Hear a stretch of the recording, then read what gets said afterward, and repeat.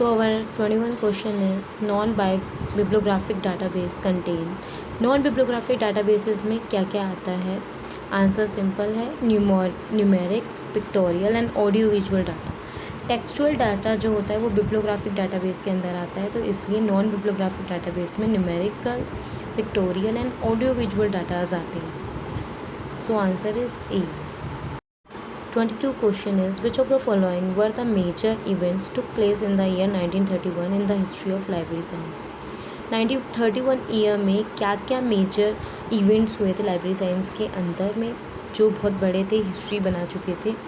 Publication of first edition of 5 laws, publication of first edition of colon classification, death of Melvil Dewey, publication of first edition of DDC. Answer is A.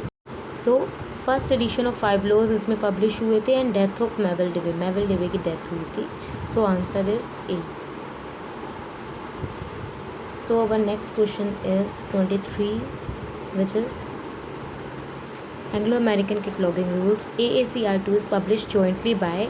Simple answer है ALA and आपका CLA, Canadian library association, American library association, दोनों ने jointly मिलके Anglo American code को second को publish किया था। Which answer is C.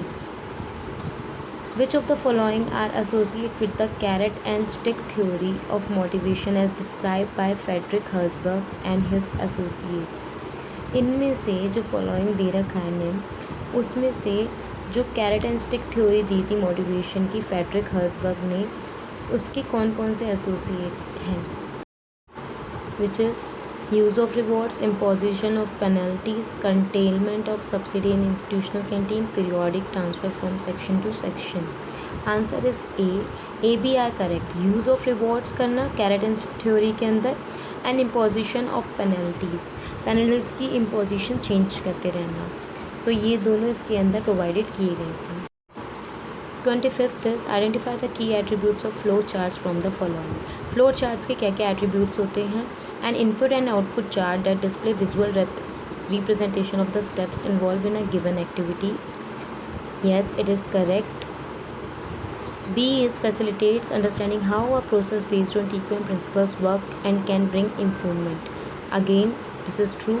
Display the relationship between two values, quality of raw material used in a catalog card affect the life of the card. ये flow charts के अंदर use बिल्कुल भी नहीं होता, ये बिल्कुल अलग टर्म है। And useful mechanism for training employ and how to use a new procedure, ये भी इसके अंदर डेवलप किया जाता है। So ABD are correct. Answer is B. Next is identify the central leadership competencies, meta competencies as defined by Emil Stephens. Cognitive ability, vision, managerial effectiveness, writing skills. Answer is D. A B C are correct. 3 इसके अंदर दिखे जाते हैं। Writing skills का leadership से कोई लेना देना नहीं होता। Answer is very simple. 27th is identify the image file format for digital libraries given below. बहुत ज़्यादा ईजी है। TIFF एंड SPF का यूज़ होता है, लाइब्रेरी डिजिटल लाइब्रेरीज यूज़ करती हैं फाइल फॉर्मेटिंग के लिए। सो answer is B. Question 28 is identify the web 2.0 features from the list given below. इसके वेब 2.0 के अंदर एंड लाइब्रेरी 2.0 के अंदर जो आया था वो सोशल मीडिया इफेक्ट्स आए थे और ब्लॉगिंग्स, जो ब्लॉग्स थे और ब्लॉगिंग्स थी वो सब इसके अंदर आए थे। तो आंसर इस इनका बेसिकली A एंड B होना चाहिए, फॉक्सोनॉमी एंड ब्लॉग्स इसके अंदर। 9th is webcasting is concern with. Webcasting है जो वो किससे कंसर्न करती है? Distribution of multiple content and sources of many viewers listeners at one go, a media representation distributed over internet using streaming media technology, which is correct. Distributed live और on demand, बिल्कुल सही, webcasting उसी के according होती है। And customize service automatically download on customers person computers, ये related to social medias भी है, यूट्यूबर्स के लिए भी ये क्वेश्चन आ सकता है वेबकास्टिंग के लिए। तो ये इसका आंसर है BCD, which is D is correct. 30 is arrange the following knowledge classification scheme in their chronological order. जो different kind of knowledge classification scheme इसके अंदर दे रखी है उनको हमें अरेंज करना है। सबसे पहले आई थी Baconian classification, then Kant's classification, then Comte classification and उसके बाद आई थी D Spencer classification, which is last. तो हम अकॉर्डिंग टू इनके ईयर्स के क्रोनोलॉजिकल ऑर्डर के अकॉर्डिंग इसको अरेंज करेंगे। Answer is A. 31 is identify the correct sequence of the emergence of the following storage media. बहुत ज़्यादा ईजी है। सबसे पहले आया था clay tablet, then paper, microcard, magnetic tape. Answer is C, very simple. Next is identify the correct sequence of the following steps involved in a translation of a document from natural language to classification language as propounded by S.R. Ranganathan under postulational approach which is PMEST। तो उसके अंदर जो हम उसको arrange करते हैं तो उसमें हम सबसे पहले क्या देखते हैं, फर्स्ट हम एक्सप्रेसिव टाइटल को अरेंज कर सकते हैं, देन ए के बाद एनालाइज टाइटल, देन बी पे आ जाता है आपका title in standard terms, then last is class number. According to that हम उसको ज़्यादा अच्छे तरीके से क्लासीफाई कर सकते हैं नेचुरल लैंग्वेज से क्लासिफिकेशन लैंग्वेज में। एक्सप्रेसिव टाइटल सबसे ज़्यादा यूज़फुल है क्योंकि वो सबसे पहले बन जाएगा, क्योंकि जब वो अपना सब्जेक्ट एक्सप्रेस कर रहा है। Next is arrange the following steps the big 6 model of information problem solving as initiated by Eisenberg and बर्कोविट्ज।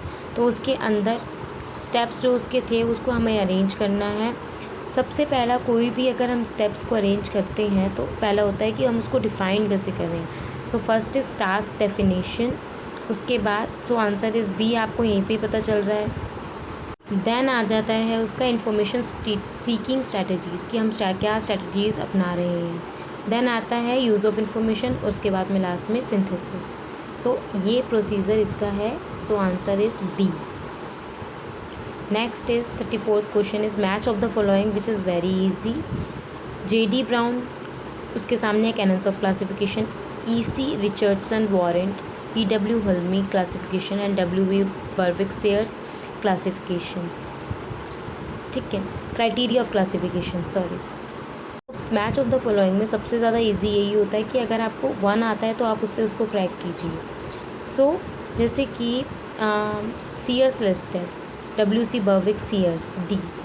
सो उनका जो वर्क था वो कैनन्स उन्होंने प्रोवाइड किए थे क्लासिफिकेशन के, तो वो भी आंसर हो सकता है। डी का फर्स्ट ओनली 2 में है, ए और डी में, तो हमें एक और क्रैक करना पड़ेगा like J.D. Brown. J.D. Brown का जो है वो सबसे ज़्यादा करते थे, उन्होंने की थी सब्जेक्ट क्लासिफिकेशन। सो आंसर इस ए का थर्ड आपका डी में है, तो ए और डी में से आपका जो आंसर होगा वो डी होगा। So answer is D. ऐसे ही आप मैचअप क्रैक करें। Next is match of the following Ernest Cushing Richardson, Melvil Louis Kossuth Dewey, Henry Evelyn Bliss and S.R. Ranganathan. S.R. Ranganathan and Dewey पे जब हम फोकस करेंगे तो जो बी का आंसर होगा वो बेसिकली है फर्स्ट 1851 to 1931, तो आंसर वहीं से क्रैक हो सकता है। Answer is B. Next is match of the following homograph, synonyms, polysemy terminology. Homograph and synonyms है जो वो इंग्लिश के टर्म्स के अंदर भी हैं। सो इसका आंसर है जैसे ए का है, ए क्या होता है, share some written form as another word but a different meaning which is homograph. So and B का क्या होगा, सिनोनियम्स क्या होते हैं, एग्जैक्टली और nearly the same as another word for face in the same language. So इसका आंसर A है, 36 का आंसर ए। Next 37 is Facebook, Twitter, www and Google. Facebook सब जानते हैं Mark Zuckerberg, www Tim Berners Lee. So आपका जो आंसर है इसके अंदर वो आएगा B. Okay. 38 question is Vidyanidhi, उसके सामने है फिर उसके बाद TKDL, डुएच एंड ई-प्रिंट्स IISc के। ठीक है, विद्यानिधि जो है वो काफ़ी बार हमने पढ़ भी चुका है। विद्यानिधि क्या है, इलेक्ट्रॉनिक थीसिस एंड डिसर्टेशंस के लिए। तो ए का सेकंड आपको सिर्फ 1 में ही दे रखा है, तो वही बेसिकली आपका आंसर हो गया। इसके अलावा आप दूसरा भी उसको क्रैक कर सकते हैं, जैसे कि TKDL है। TKDL में आपका जैसे जो होता है वो डिजिटल आर्काइव के लिए होता है, तो उसका आंसर भी आप क्रैक कर सकते हैं इसके accordingly. Next is cafeteria style, liquid type, semantic differential scale, matrix question style. ये जो है आपके रिस्पॉन्स कैटेगरीज़ के होते हैं जो हमें मिलते हैं। अब जो कैफेटेरिया स्टाइल है, कैफेटेरिया स्टाइल के अंदर आ जाएगा आपका allow to check the best situation out of many में से सिर्फ एक सिचुएशन को जब हम सेलेक्ट करते हैं तो वो इसके अंदर आ जाता है। ठीक है, इसके अलावा बाकी भी आप इसमें क्रैक कर सकते हो आंसर गैदर करने के लिए। 40 is agitation reason. Hesitation, library consortia are just to procure the electronic sources at best price.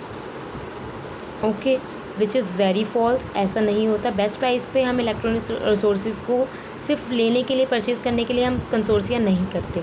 उसकी अवेलेबिलिटी के लिए ध्यान रखते हैं कि यूज़र्स को वापस न जाना पड़े, तो वो हम अवेलेबल करवा सकें.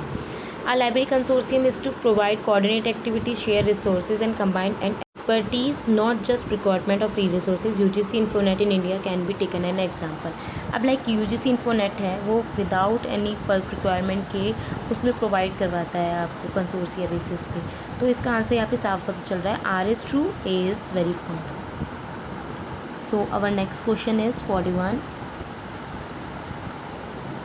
Hesitation. Machine translation is not a fully dependable services. Reason, the semantics of language are encoded in algorithms.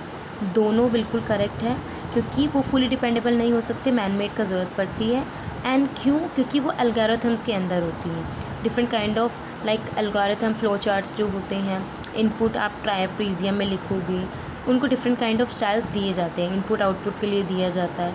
तो basically C is the right answer. 43 is name of the libraries can claim self-sufficient with respect to their holdings due to spiraling cost of publication.